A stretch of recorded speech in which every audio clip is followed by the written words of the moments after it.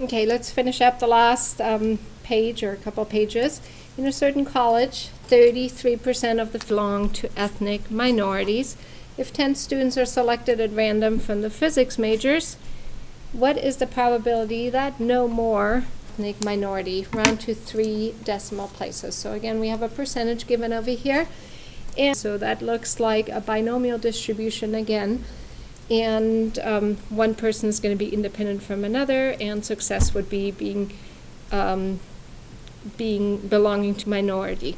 Okay, so the probability of success is 0.33. That is our percentage given. A fixed number of trials is 10, and no more than 6 means we can have up to, so that would be 0, 1, 2, 3, 4, 5, or 6. So that is straightforward probability. And we're trying to find the probability of 0 plus 1 plus 2 all the way through 6.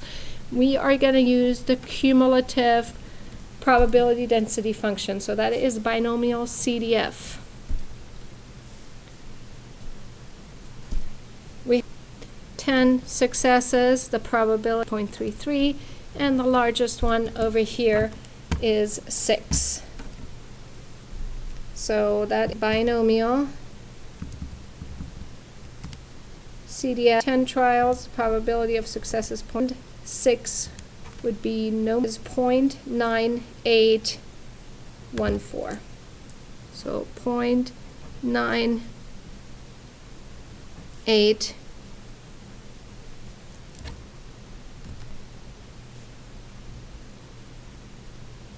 And really it should be 0.981. Okay, so that is at most 6. Closest one is right here, 0.982. All right, number 22. The following table describes the result of roadworthiness test of Ford Focus. So we're looking at a random variable over here. We're looking for the probability of 3 or more cars. So we're looking for the probability added together over here. So add those, 0.41 plus 0.005 is the probability of 0.046. Pretty straightforward problem over here. 23. A bank's loan officer rates applicants for credits. The ratings are normally distributed with a mean of 200. So the first thing you're going to do is you're going to draw a normal curve. You're going to put 200 in the middle. And it says the standard deviation is 50. Find P60, which is the score, that's actually the 60th percentile, separating the bottom 60% from the 20%. So over here, we are trying to figure out the value that separates the bottom 60%. So we are going to use inverse norm with 0.6 to the left.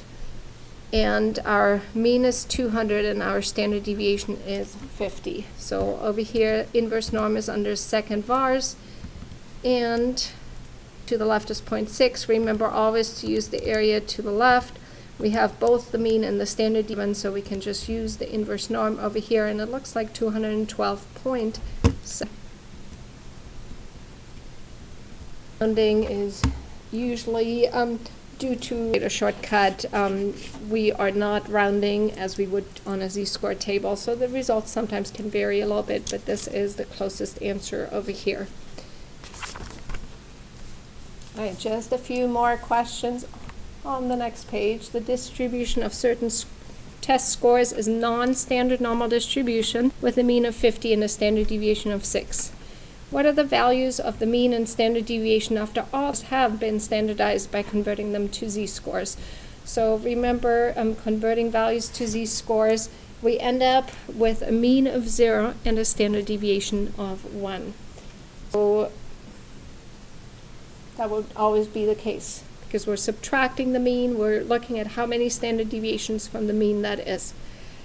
Okay, the following is a uniform density curve, and we are trying to find the probability that the random variable has a value greater than 5.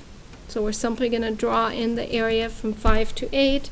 The width of this is 3. The height is 0.125. So just like you did on your homework, we're simply going to find the area, and that is 0.75, which is answer B. Okay, we have another normal distribution.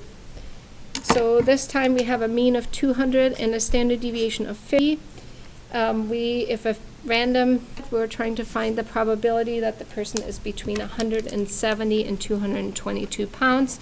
So again, you want to start by drawing your curve, putting in the mean, writing down deviation, and then looking for what area of interest, or drawing it in over here between 170 and 220.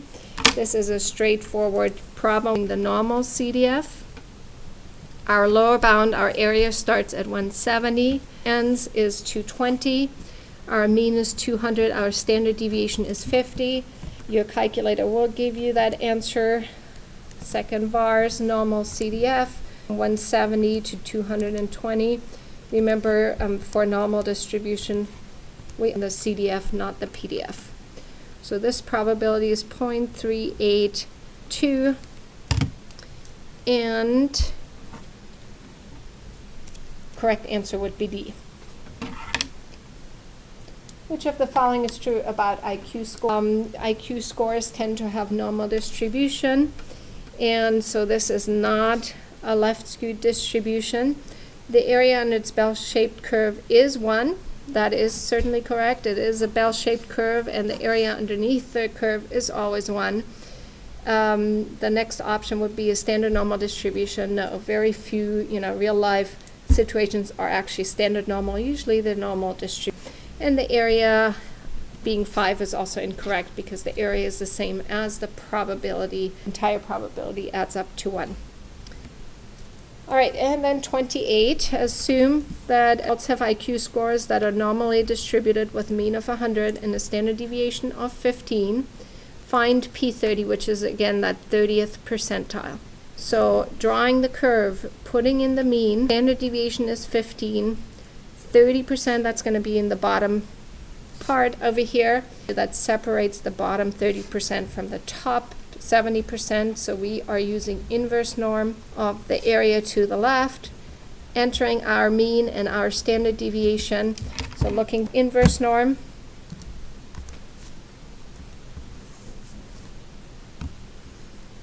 area to the left is 0.3, enter an area to the left. The value is 92.13.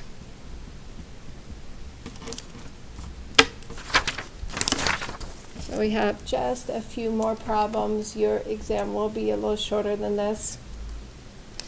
29 is the income of trainees. Over here are normal. So again, it tells you when it's normally distributed. It will not tell you for a binomial. With 1100 and a standard deviation of 150, what percentage earns less than 900 a month? So we're going to draw the curve. We put in our mean in the middle, writing down our standard deviation, less than 900 a month, so we're going to put 900 over on the left, and we are trying to find a probability, or a percentage, really the same thing. So since we have values given, we are using the normal CDF over here. We don't actually know where I start, so we're going to start it at negative infinity. We're going to end it at 900. And so that is normal CDF going from negative infinity to 900 with a mean of 1100 and a standard deviation of 150. Now, we know this has to be less than 50%. Needed some of the answers. Normal CDF going from negative infinity.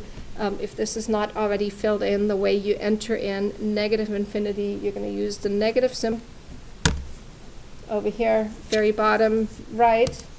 Then you're going to use and then the comma, and then fill in 99. So this is negative infinity.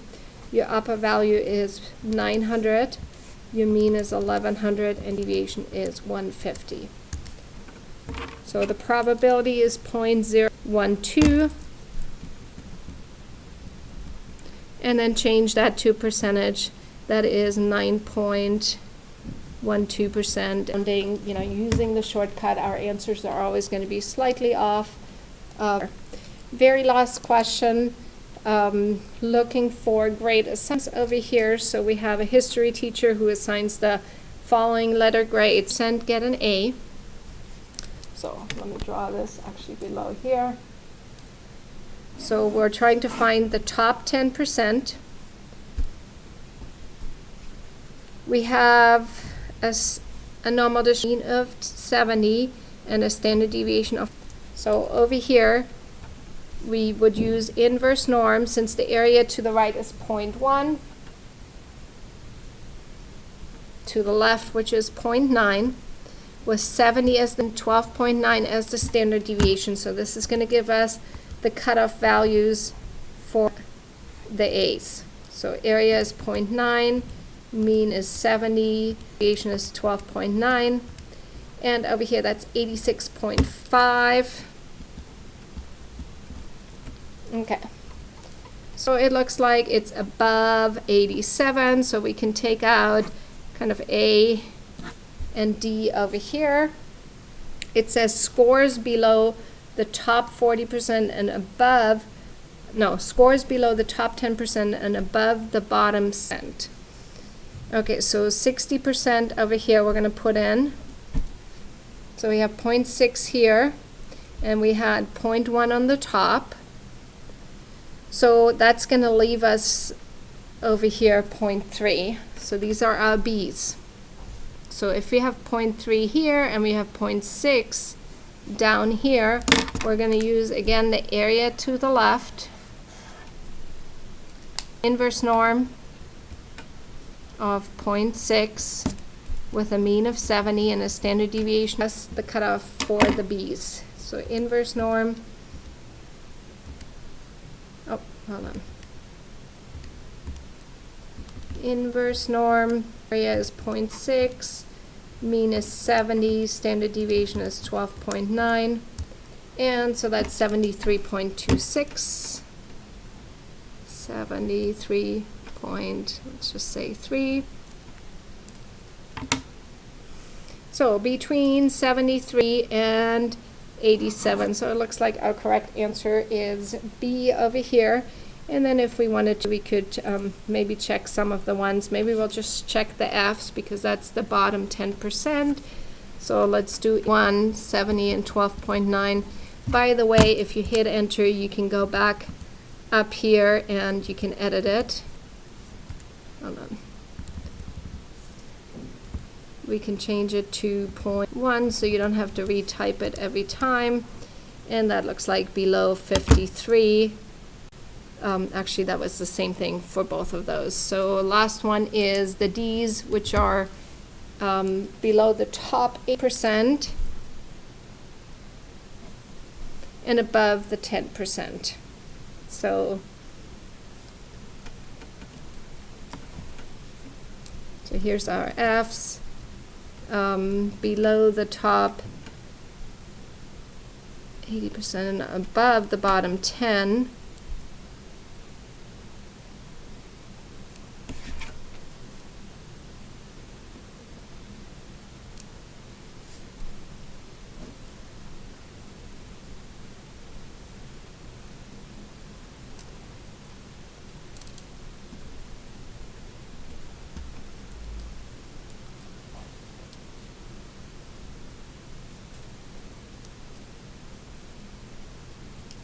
Okay, so the correct answer is B over here. If we want to check the other scores, that would be up to you to check. And that last question on our back and practice another couple of tree diagrams. We did all the first 2 pages in class, so keep in mind that tree diagram is an important one to memorize. All right, bye.